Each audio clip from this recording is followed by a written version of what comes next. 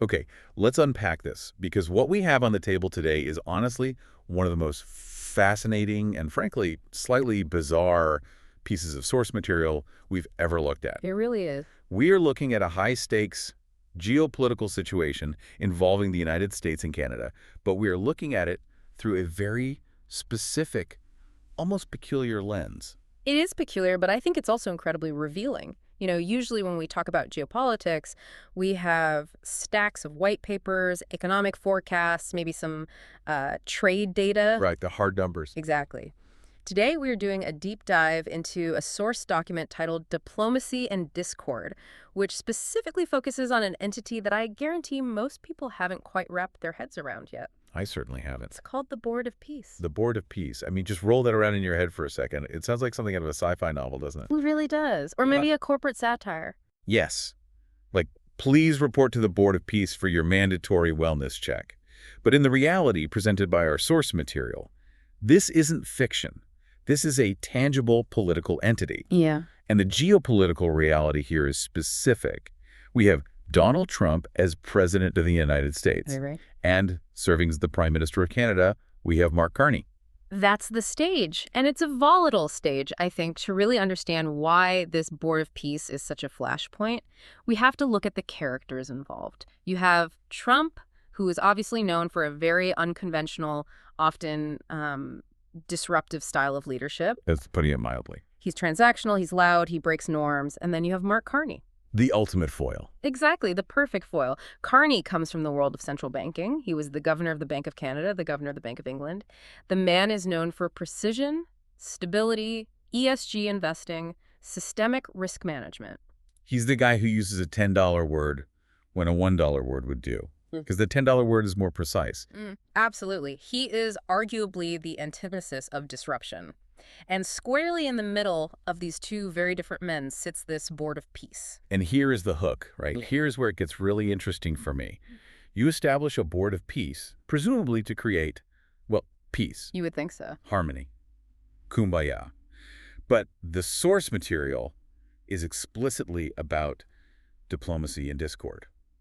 There is this massive contradiction right at the heart of it. To bake right into the title. Yeah. The existence of this board seems to coincide with, or perhaps is even highlighted by, severe diplomatic tension with America's neighbor to the north. Exactly. It raises the immediate question, is the Board of Peace a firefighter trying to put out a fire, or is the board itself the arsonist? Oh, that's a good way to put it. The source describes a situation of diplomatic tension. It doesn't paint a picture of harmony. It paints a picture of friction. So our mission today is to parse through the noise. We need to look at how this incident is being framed.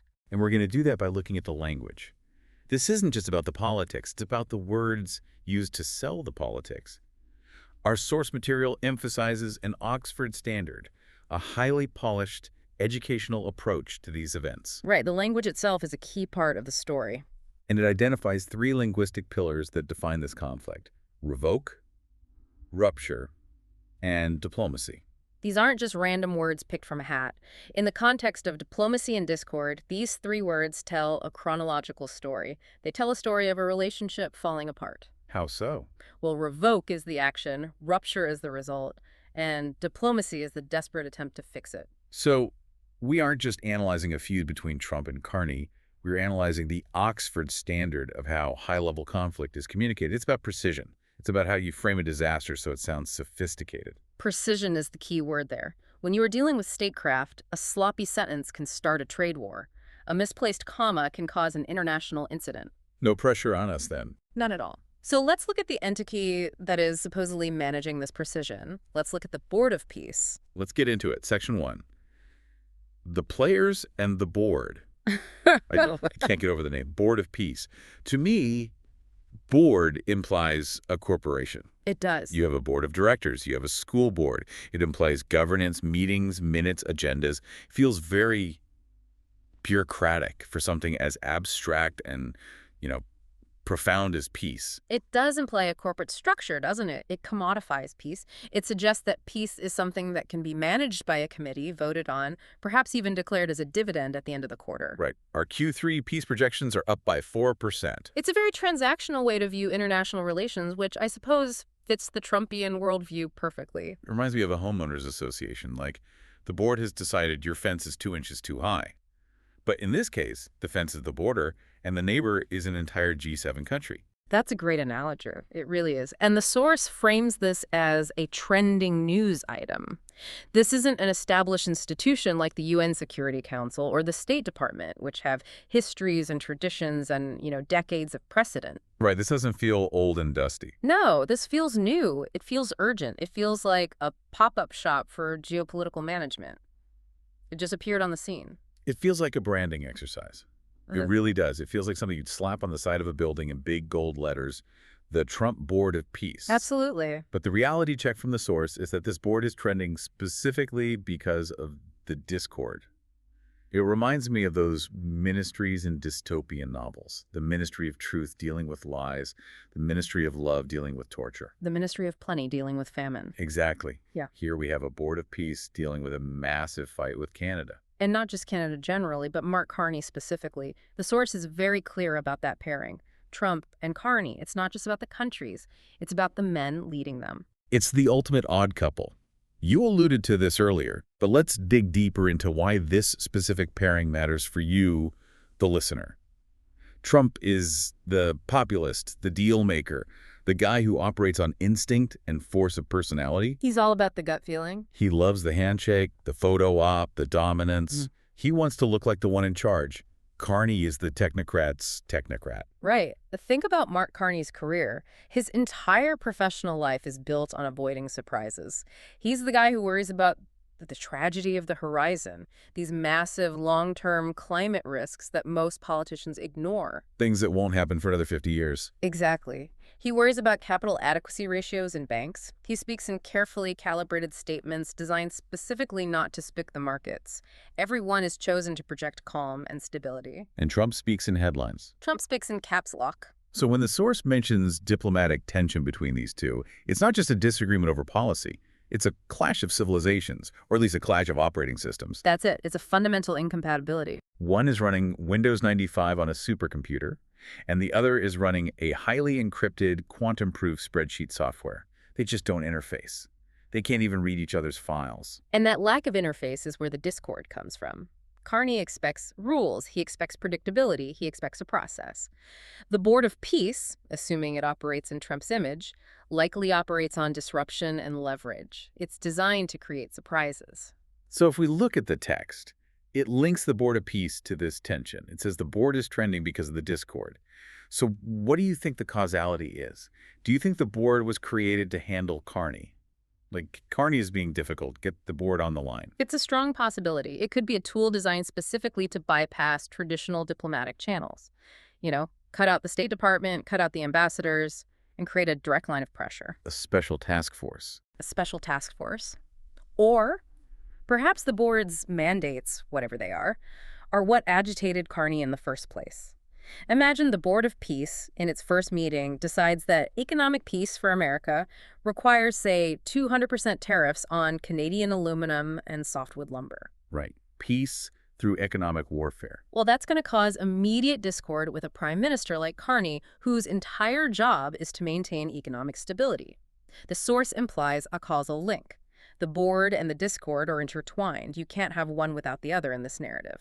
It's fascinating to think about the power dynamics. A board suggests a group of people sitting in a room, in a nice conference room, making decisions that ripple out across the border. They aren't asking, they're deciding. And that brings us to the first major linguistic pillar the source highlights. The action word, revoke. Revoke. Revoke. It's a heavy word. It's not a suggestion. It lands with a thud. It really is. It's not change. It's not alter. It's not renegotiate. Section 2 here is all about the vocabulary of conflict, and revoke is a slam of the gavel. It's a final judgment. Let's break that down for a moment. Structurally, revoke comes from the Latin revocare, which means to call back.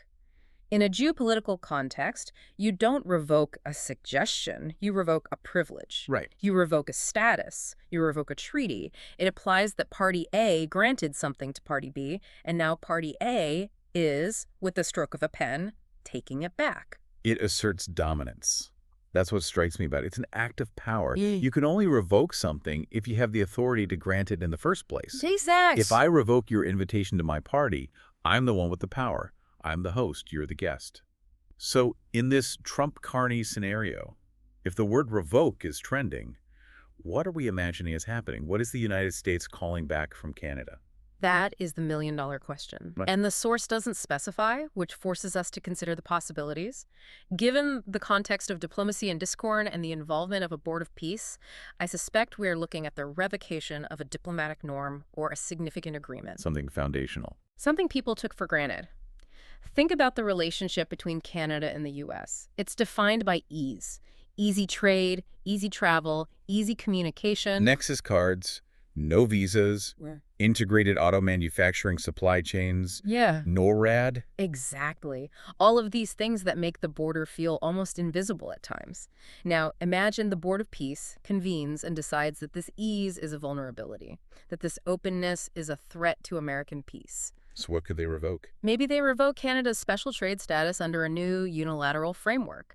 Maybe they revoke the trusted trader programs that allow goods to flow quickly across the border. That would be chaos at the border. It would be. Or maybe they revoke a joint environmental agreement that someone like Mark Carney, with his focus on climate, holds very dear. The act of revocation is an attack on something the other side values. Or maybe something even more personal to the leaders. Could you revoke a state visit? Could you just uninvite the prime minister? Absolutely. President Trump revokes White House invitation to PM Carney. That fits the headline style perfectly. And notice how aggressive it is. It's a slap in the face. It's unilateral. It's not a dialogue. It's a decree. A revocation isn't something you discuss over dinner. It's a notification you receive, probably in a press release or, in this case, a tweet. And that ties back perfectly to the board. A board issues decrees. A board passes resolutions. Resolved to revoke the previous agreement of 1994. It makes the conflict feel institutionalized. That's a key point. It's not just Trump tweeting at 3 a.m. in a fit of pique. It's the Board of Peace officially revoking something on official letterhead. That gives it a veneer of legitimacy, but it also makes it much colder, much more calculated. It sanitizes the aggression. Yeah. That's the danger of bureaucracy, right? If you say, I'm tearing up this deal because I'm angry, that sounds volatile and emotional. Right, it sounds like a tantrum. But if you say, the board has decided to revoke the agreement based on new parameters for peace and security, that sounds, well, it sounds like the Oxford Standard. It sounds precise and considered, but the impact is the same. Someone is losing something they thought they had. And when you take something away, especially from a neighbor, especially from a long-standing ally like Canada, you don't just get annoyance. You don't just get a strongly worded letter from their ambassador. You get damage. You get real damage. You get something broken. Which leads us directly to the second word in our vocabulary list, the consequence. Rupture. Now we are escalating. We have moved from the action revoke to the consequence rupture. Rupture is such a visceral word. I mean, think about it. The first thing I think of is a medical emergency. Right, a ruptured appendix. A ruptured appendix. Or an engineering failure, like a pipe bursting in the basement. It's messy. It's violent. It creates an immediate crisis that you have to deal with right now. It denotes a break that is difficult, if not impossible, to repair easily. In diplomacy, we have a whole dictionary of euphemisms. We talk about cooling relations. A frank exchange of views. Diplomatic friction. We talk about frank exchanges. Those are all things you can smooth over. You can manage them with a cocktail party and a handshake. A rupture is a structural failure. It means the connection itself has been severed. The pipe has burst. So if the news surrounding the Board of Peace is using the word rupture, we're past the point of polite disagreement. We're not in Kansas anymore. We are in the red zone. We are way past it. If the source places rupture alongside diplomacy and discord, it suggests that the revoke action caused a rupture in the fundamental relationship between Washington and Ottawa. Let's just visualize that for a second. You have the U.S. and Canada, the longest undefended border in the world. Deeply integrated economies, cultures, friends, mostly. For centuries. We share holidays, we share sports leagues, we share a continent. To use the word rupture in that context is genuinely alarming. It implies a separation. It implies that the border has suddenly become a hard barrier, a point of conflict. And think about Mark Carney again. As we said, he's a stabilizer. He's a risk manager. His whole philosophy is about preventing ruptures in the financial system. That's his life's work. Right, preventing the pipes from bursting. Exactly. So for a rupture to occur on his watch politically with his most important partner, it means that the force applied by the American side by this board of peace must have been immense. You don't get a rupture from a minor disagreement over dairy tariffs. You get a rupture from a sudden high-pressure shock to the system. Like a revocation. Exactly. The revocation was the shock. The rupture is the wound. It's the tear in the fabric of the relationship. And this is where the irony of the Board of Peace becomes almost tragic or darkly comic. You have an entity named for peace, but the vocabulary associated with it is revoke and rupture. It's whiplash. It's like a Ministry of Health that only oversees plagues. It just doesn't compute. Well, it might compute if you look at it from a very specific, very cynical worldview. It raises the question of whether the peace in the title is intended for the relationship with Canada or if it's peace through strength. Peace on American terms? Peace on American terms, dominating the neighbor to secure peace and prosperity for yourself. In that worldview, a rupture with Canada might be an acceptable, even desirable outcome for the board if it achieves a different strategic goal. So you're saying the rupture could be a feature, not a bug?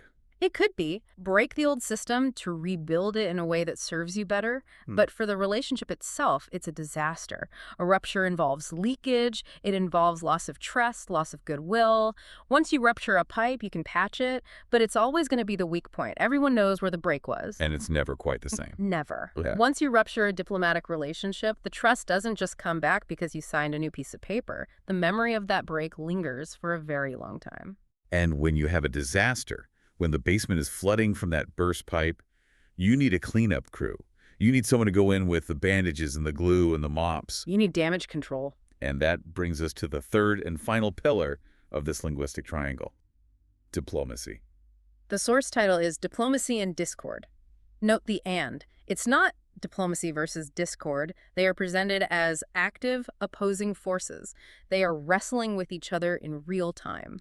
It's not diplomacy creates conquered. It's diplomacy fighting an ongoing battle with discord. That's a great way to put it. But wait, isn't the whole thing technically diplomacy? I mean, isn't even the fighting a form of diplomacy? Sending an angry tweet is a form of diplomacy, isn't it? Very crude one, but still. In a broad sense, yes. Everything is diplomacy until the shooting starts. But in the Oxford Standard sense, the educational, precise sense the source is aiming for, diplomacy here represents the constructive effort. The formal process. The cleanup crew. The cleanup crew. It's the counterforce to the rupture. So revoke caused the problem. Rupture is the current damaged state of affairs. And diplomacy is the desperate attempt to bridge the gap, to patch the pipe. So in this narrative that the source is building, diplomacy is the hero, or at least the underdog fighting a losing battle. It's the struggle. It's the high-level intellectual effort to manage the chaos created by the board. The source mentions the tone should be sophisticated, clear, and educational. That's the voice of diplomacy. Ah, I see. It's trying to put the rupture into words that can be negotiated. It's trying to find a syntax that stops the bleeding. It's the calm voice in the middle of a shouting match. It's interesting that the source pairs discord with diplomacy in the title. It implies that without the discord, you don't really need the diplomacy. Diplomacy is the immune response to the virus of discord. That's a perfect analogy. If everyone agreed, we wouldn't need diplomats. They'd be out of a job. Their entire profession exists because of discord. That's a great point. And consider the difficulty of that task in this specific scenario. You have Trump and his Board of Peace on one side, perhaps doubling down on the revoke. They see it as a successful power play. Right. For them, it's working. And you have Carney on the other side, looking at the rupture and the real-world economic and social damage it's causing. He's seeing factories close. He's seeing uncertainty. And in the middle, you have diplomacy. Exactly. The actual diplomats, the aides, the negotiators, they're all stuck in the middle trying to translate between these two completely different realities, trying to find some common ground where there might be none. And trying to do it with grammatically precise language. The source emphasizes this Oxford Standard. It always comes back to that. It's like, the world is burning, the relationship is ruptured, but we must make sure our subject-verb agreement is correct. Why is that so important? Because language is the only tool they have left. And that brings us to Section 5, the Oxford Standard and the bigger picture. Why does the source insist on this specific tone? Why polished? Why grammatically precise? Is it just being pedantic? I have to admit, my first thought was that it was just for English learners or something, like a style guide. Yeah. But you think there's more to it? I absolutely do. In international relations, especially in a crisis like this Trump-Carney standoff, ambiguity is dangerous. If you are sloppy with your words, you can escalate the rupture accidentally. Precision is a safety mechanism. So it's not about sounding smart, it's about not starting a war. Exactly. If you are a diplomat trying to fix a rupture, you cannot afford slang. You cannot afford loose talk. You need the Oxford Standard because it is the standard of clarity. It's an attempt to remove emotion and misinterpretation from the equation. So the language itself is a tool of de-escalation. Precisely. If Trump's Board of Peace is speaking in revokes, blunt, action-oriented, forceful language, and the situation is a rupture, a chaotic, messy breakdown, the only way to lower the temperature is to switch to a register of high, formal, precise diplomacy. You fight fire with very well-structured water. You use the Oxford Standard to impose order on chaos. You try to contain the mess within the structure of a perfect sentence. It's about controlling the narrative when you can't control the events. That is fascinating. So the Board of Peace creates the chaos, and the Oxford Standard is the method used to try and contain it. It's a battle between raw political will and refined diplomatic language. And the source material puts us right in the observer's seat. It tells us that the world is watching this, not just to see who wins the trade war or the political spat, but to understand the terms of engagement. How do you describe a crisis? How do you use the word revoke correctly? Because if you use it wrong, you make things worse. It adds this layer of performance to it all. Like, Mark Carney and Donald Trump are actors on a stage, and the script needs to be perfect. If Carney says the wrong thing, the rupture gets wider. If the board uses the wrong word, the so-called peace is gone. It highlights that words are actions. In diplomacy, saying something is doing something. Revoke is an action. Diplomacy is an action. The source isn't just teaching vocabulary, it's teaching the mechanics of power. Okay, let's try to synthesize this whole news event then, based on the source. We have the Board of Peace, a new powerful entity. We have a rupture with Canada, a major break. We have Mark Carney standing his ground. And we have this struggle for diplomacy to fix it all. When you look at the full picture, is the Board of Peace effective? That is the crucial question, and it depends entirely on your definition of success. And this is where we have to be really objective about what the source is telling us. If the goal of the Board of Peace is to disrupt, to shake things up, to assert American dominance by revoking the status quo. Or break things? To break things, yes. Then the board is incredibly effective. It has successfully created a crisis. It has successfully put Canada on the back foot. It has successfully captured the entire news cycle. By that metric, it's a home run.